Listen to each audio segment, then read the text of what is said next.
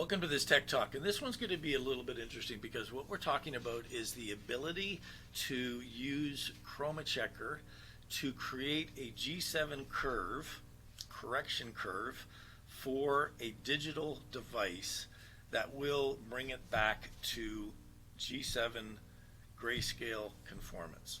So, in a nutshell, I've used my Epson running through Caldera on a matte paper. When I measured it initially, it was not passing G7, right? I had a fail on the G7 conformance. If I go into my G7 setup, you can see that I had 4.8, 5.7 is some of the maxes, and it averages around 2. So really, 2.5s and 5s is how it was initially measuring.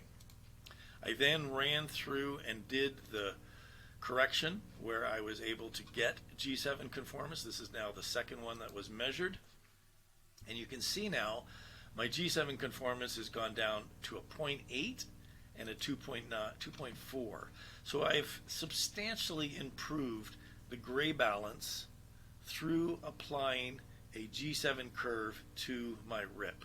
Now, how is that done? So first we measure our target, which is a CC84. It's an 84 swatch. It's the larger one on the bottom. I measure that in ChromaChecker Capture. ChromaChecker Capture allows me to measure that directly.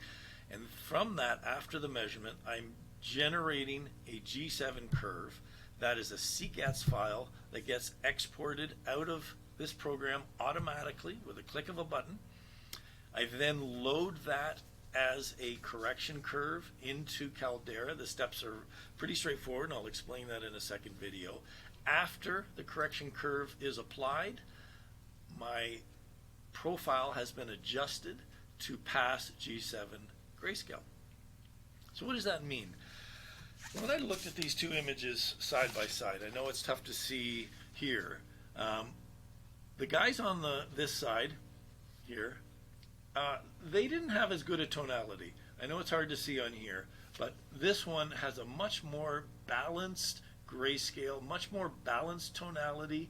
The highlights on the other one were a little bit blown out, maybe the quarter tones, and I'm seeing overall a nicer color reproduction, a smoother transition in the flesh tones. It looks more naturally balanced. Color hasn't changed really significantly, but maybe a touch of red was added back in.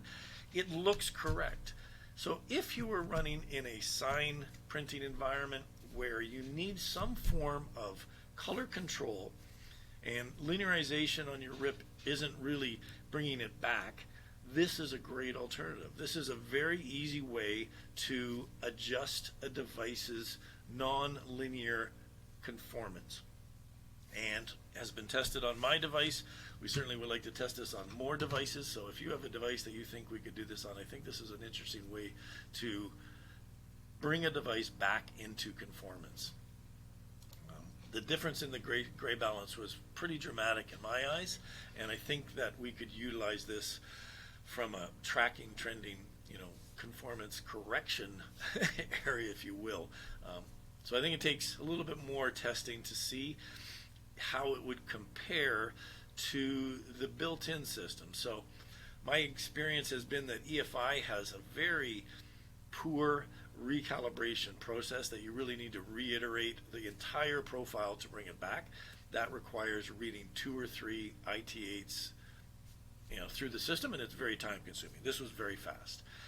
Caldera's linearization program isn't bad, but this is pretty slick. It's pretty fast and pretty easy to do.